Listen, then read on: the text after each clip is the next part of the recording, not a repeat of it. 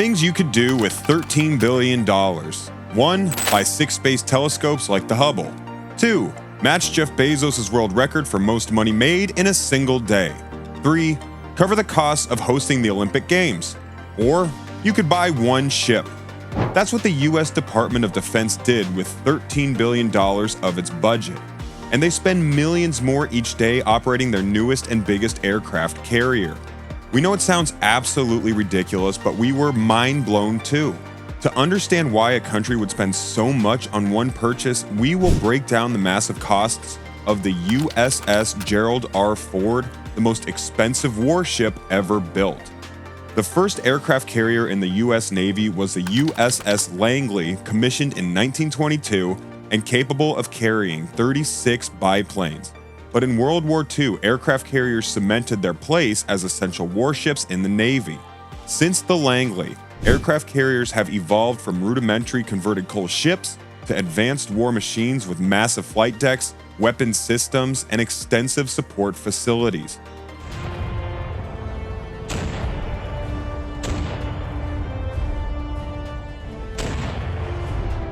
Navies operate their aircraft carriers as capital ships, the leading stars of the fleet. And the US has more of these than any other country, with 11 aircraft carriers flying the US flag. No other nation has more than 2 of these ships. Modern US aircraft carriers are built for speed, as they need to have the ability to be deployed quickly anywhere in the world and move fast enough to avoid detection and targeting from enemy forces. But they also require enough deck space for different aircraft to take off. And they must be able to support operations for long periods, both in conflict and peace. These needs have changed as warfare has evolved and have been included in the planning and design of aircraft carriers through the years. In the 1950s, the US started using nuclear power on its aircraft carriers. The first ever nuclear-powered aircraft carrier was the USS Enterprise. Using nuclear power made the carriers able to travel much further without the headache of having to stop and refuel often. With the introduction of the Nimitz class in the 1970s, aircraft carriers grew larger and more weaponized. They contained the most advanced technology in the world. The Nimitz class saw the US through operations in the Gulf War, Operation Iraqi Freedom, and humanitarian relief options following tsunamis and hurricanes. What a loyal companion. But even the most technologically advanced vehicles become outdated, and in 2008, the Department of Defense commissioned a new class of aircraft carriers to replace the entire fleet. The Nimitz-class carriers had cost the US between $4 and $6 billion each, but that's nothing compared to the costs of the newest Ford class. The flagship USS Gerald Ford carried a price tag of just over $13 billion. But US taxpayers aren't done writing checks for the Ford just yet. The newest supercarrier costs a whopping $7 million a day to operate. It's hard for most of us to imagine the technology and features of a ship that would justify a daily cost that's more than many small towns' annual budgets, so let's look at some of the reasons why this Ford is so costly. Without a doubt, one of the first price drivers is its size. The USS Gerald Ford is over 1,100 feet long and weighs over 100,000 tons. That's about 100 feet longer than the Nimitz-class carriers. Along with intelligent design changes in the layout, the flight deck gained valuable real estate. The new carrier can accommodate 90 aircraft, including the F-35 Joint Strike Fighter, as helicopters, as well as unmanned air and combat vehicles. But the real costly shining star of the new flight deck design is the inclusion of an electromagnetic aircraft launch system, or EMALS. Before this system, steam catapults on previous carriers used high-pressure steam to launch aircraft from the flight deck. This system was effective, but it was also bulky and required a lot of maintenance. It also created a lot of wear and tear on the aircraft, which could shorten their service life.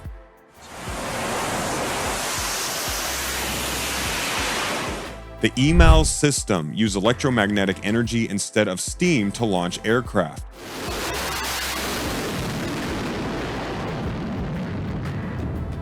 This means that it's more efficient, frees up space below deck that would otherwise be needed for generating and storing steam, and requires less maintenance. Another benefit of the EMALS system is that it provides a smoother launch for aircraft. This is because the launch is controlled by a computer, which allows for greater consistency and control. For planes and pilots, this buttery smooth takeoff means less wear and tear on both of their bodies.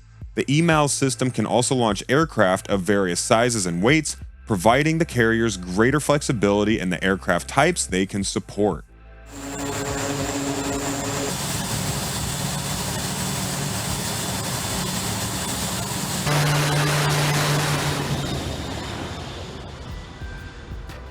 Like the Nimitz class, the Ford class of carriers is powered by 2 nuclear reactors, which provide unlimited range and virtually eliminate the need for refueling.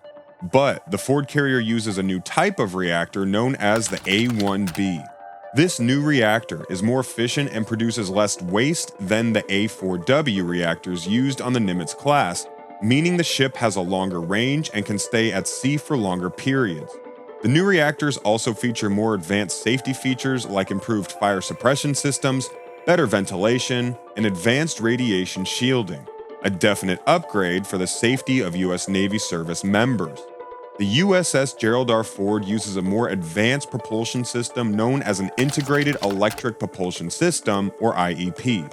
This system uses electric drive motors to turn the ship's propellers, rather than relying on steam turbines like the Nimitz-class carriers.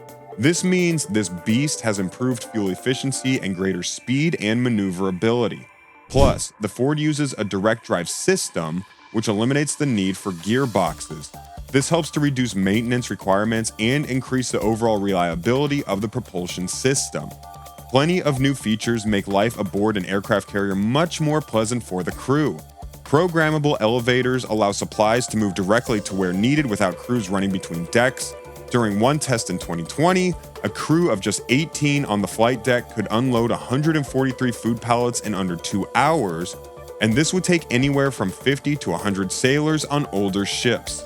The same electromagnetic elevators can move weapons on board, saving valuable time in high-stress situations. Getting rid of the waste on a ship is always a problem, especially when that ship has a crew in the thousands. Here enters the new Plasma Arc Waste Destruction System, or PODS, on the Ford. On Nimitz class and older carriers, trash had to be stored and plastic had to be melted into pucks that were later discarded in port. But the Ford's souped-up garbage disposal vaporizes most of the carrier's trash, including plastic. The result? 100 pounds of trash reduced to 1 pound of ash. Food service is a massive operation on an aircraft carrier, like dealing with waste. The Ford uses high-tech ovens linked to Wi-Fi to cook food as fast as a pressure cooker. Oh, and they're self-cleaning too, so no need for scrubbing. The improvements in the kitchen allowed Ford's designers to cut the 5 galleys on Nimitz-class ships down to just 2. These new ships need about 90 fewer sailors in their food service division to distribute the same amount of food. Sounds like we could all use some of this technology in our homes. And it's not just food that improves life for the Ford sailors. Other changes include larger, more modern living quarters, advanced entertainment systems, comfortable workstations, and enhanced ventilation to reduce risks of crew illness. Improved medical facilities, including dental surgery, allow for better care. These updates make for a healthier, happier crew that can perform at sea at the highest level for longer. The USS Gerald Ford is also equipped with a range of powerful weapons and defenses to help it carry out its missions and protect itself from potential threats. First, the USS Gerald Ford is equipped with a range of advanced missiles and bombs, including air-to-air and air-to-ground missiles and guided bombs that can strike targets on land or at sea. These weapons give the carrier significant strike capabilities, allowing it to carry out a range of offensive operations if needed.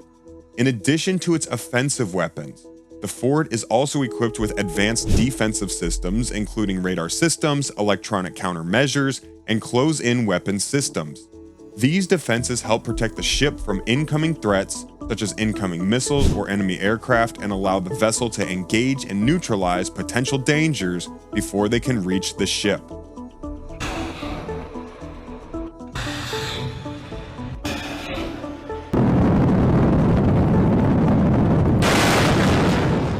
One of the key defense systems on the USS Gerald Ford is its radar system. This heroic dual-band, 360-degree view provides the ship with advanced situational awareness and the ability to detect potential threats from long distances. This helps the crew to respond quickly and effectively to potential threats and carry out its missions with greater confidence and less stress.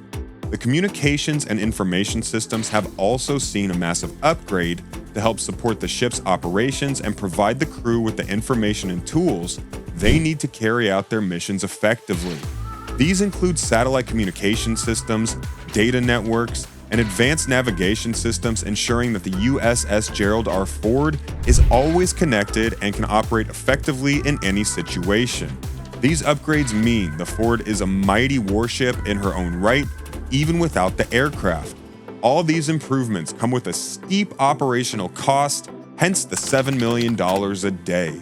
But the Navy is quick to point out that these advancements will save significant money over time. The Ford class of ships will have between 500 and 900 fewer crew members on board, thanks to a considerable reduction in maintenance needs and higher levels of automation.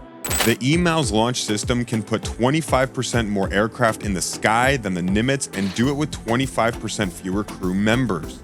The military expects these advancements to save about $4 billion in expenses during its estimated 50-year lifespan. And while those savings are impossible to prove since the new systems haven't been around long enough to determine final operating costs, the Ford is still an essential piece of military machinery, even at $13 billion. The Ford class of aircraft carriers makes the U.S. an undisputed naval powerhouse that no other ship in the world can effectively challenge. The carriers will be able to launch hundreds of essential combat aircraft each day for months on end. There is no need for reliance on foreign ports for refueling, disposal, or maintenance. They are the equivalent of fortified cities with the most advanced weapons in the world, all able to move swiftly to any destination on the globe. No other nation has a carrier close to what the Ford is capable of, and it will likely be true for the next 50 years. It's hard to put a price on that kind of security, but $13 billion comes close.